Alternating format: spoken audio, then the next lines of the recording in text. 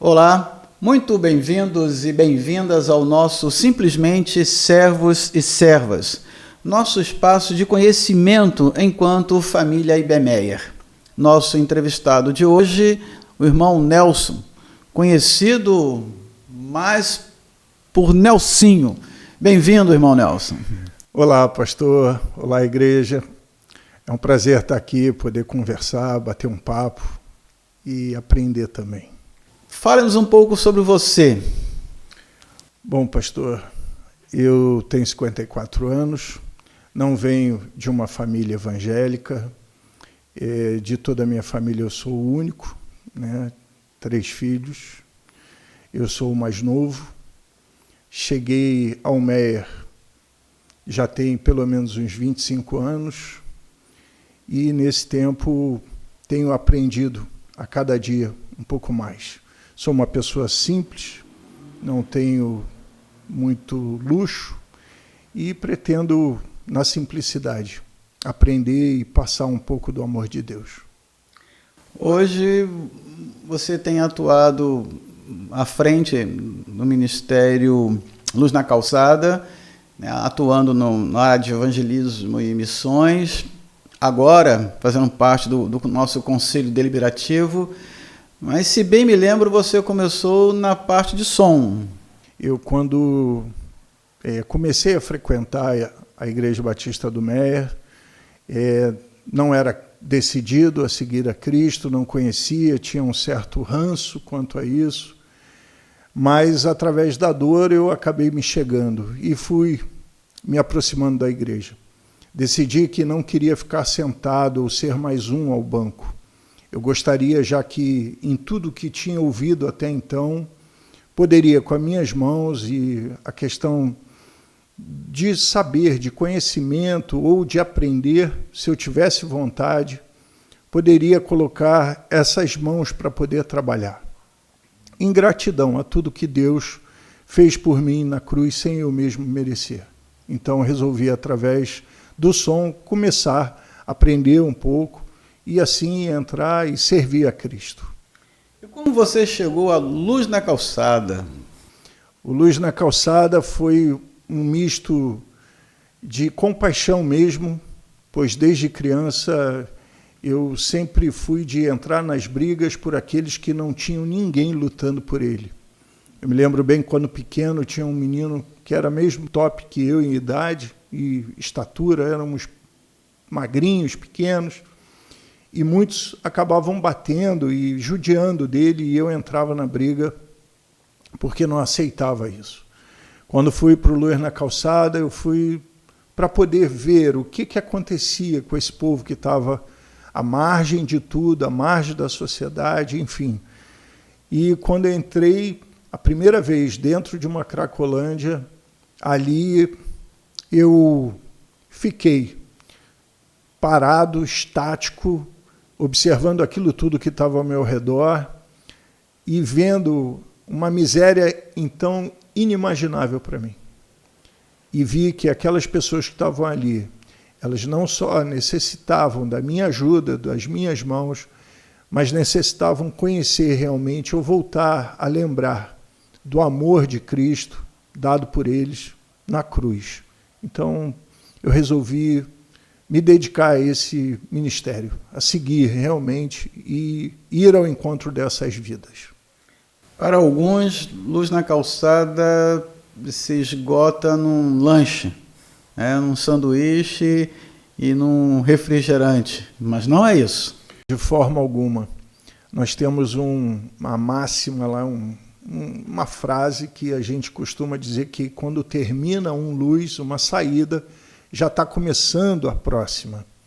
Porque ao longo desses 15 dias que separam uma saída e outra, a gente vai vivendo experiências com Cristo e a gente vai aprendendo um pouco mais.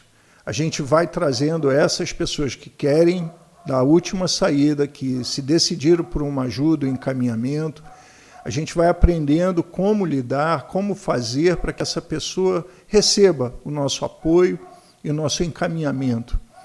Então, ela não é simplesmente levar o pão, levar o refrigerante, é mais do que isso.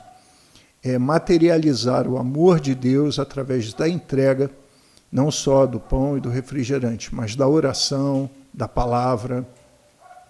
Você demonstrar isso até mesmo com um abraço, um aperto de mão, quando alguns não querem porque já comeram, já se alimentaram. E o que eles querem apenas é uma oração. Muitos passam pela gente, principalmente dentro das comunidades, e vêm pedir, olha, eu já comi, estou bem, mas, por favor, podem orar por mim? Orem por mim, eu estou com a minha mente muito perturbada. Então, Luz na Calçada é muito mais do que matar a fome física. É matar e fazer lembrar que existe um Deus que pode curar essa fome que ele sente, essa sede na alma, por uma realidade que ele talvez tenha conhecido e tenha abandonado. Quais seriam os desafios que, de uma forma específica, Luz na Calçada enfrenta, tanto no contexto de família Ibermeyer, quanto contexto de rua? Bom, como eu bem disse agora há pouco, nós saímos e alguns nos perguntam de qual igreja somos, aonde fica, pede o endereço e perguntam se poderiam participar do culto, pois eles sabem a realidade deles, né? A rua traz características das quais a gente vê isso, a gente sente isso.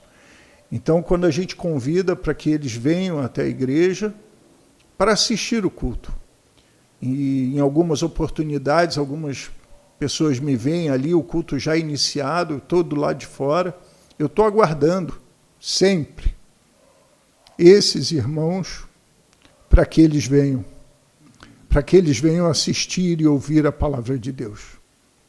E algumas vezes eles aparecem. Mas a fome no estômago, essa é latente. Então a gente tem que cuidar dessa fome, pois eu não posso querer que ele ouça a palavra de Deus se tem algo dentro dele que está incomodando ele muito, mas está corroendo ele. Então a gente serve um lanche e depois a gente coloca no banco para que ele possa assistir e ouvir da palavra de Deus.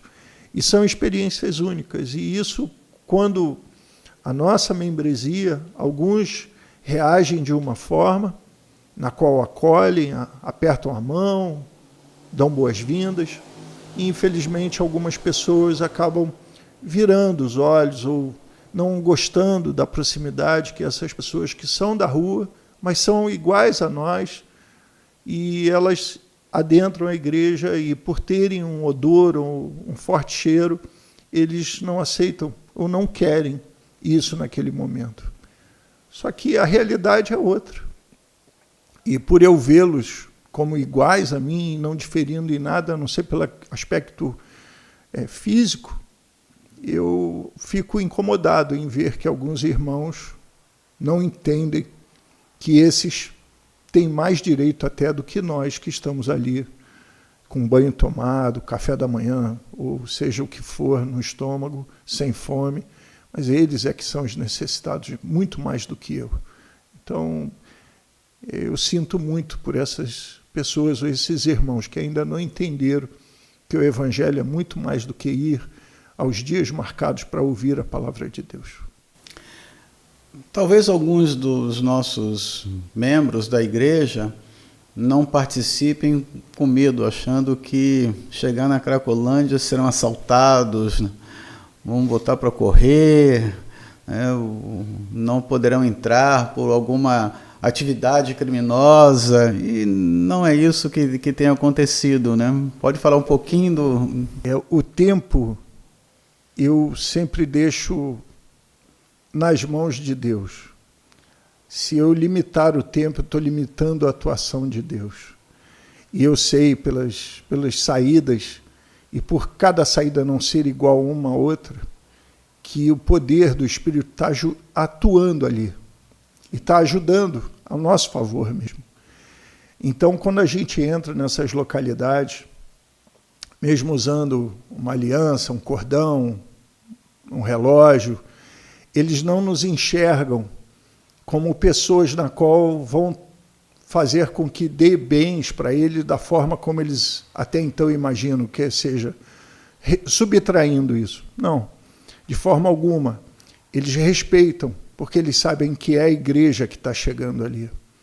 Então, há um movimento deles mesmo, onde eles param totalmente tudo que eles estão fazendo, eles se organizam, eles ouvem a palavra, aguardam a oração, retiram os bonés, os chapéus, enfim, tudo que eles têm, colocam a sua mão na altura do peito, do coração, fecham os olhos e aceitam aquela oração. Esse momento é o momento único, pois eu sei que ali o coração se abriu, a porta do coração se abriu, e o poder do Espírito vai plantar ali uma semente, e aquela semente vai crescer em nome de Jesus. Então, é completamente diferente. Quem tem medo ou algum receio, pode tirar esse receio, pode tirar esse medo, porque não há. Eles respeitam a gente, reconhecem a gente por causa da blusa que vestimos, eles sabem quem somos, sabem o que nós estamos fazendo ali, o que estamos trazendo. É a palavra de salvação. Há algumas situações em que, até mesmo dentro da possibilidade de acontecer algo que venha a trazer algum risco, algum perigo, eles são os primeiros a falarem, olha, não vai por aí não, vai por aqui porque lá está acontecendo isso. Eles cuidam da gente, perguntam se a gente não quer ajuda para poder carregar a mesa, o lanche, enfim. Eles sabem perfeitamente que Deus está entrando ali para fazer a diferença. Uma palavra do seu coração à nossa família Ibemeia. Está em Filipenses 4:9. Tudo que aprendemos, recebemos, ouvimos e vemos, que a gente coloque em prática. O apóstolo Paulo coloca isso em Filipenses. Ele diz à igreja, então, se a gente colocar em prática tudo isso que ao longo desse tempo de vida, seja ministerial, seja cristã, seja através da sua leitura, da sua oração, Deus, a sua infinita graça, Ele vai trazer uma paz e vai reinar essa paz no seu coração. Então, colocar em prática. Você ouviu o sermão? Saia dali e vá pelo caminho que você costuma fazer, chegue no seu prédio, na sua vila, aonde você mora, faça a diferença através da sua própria vida.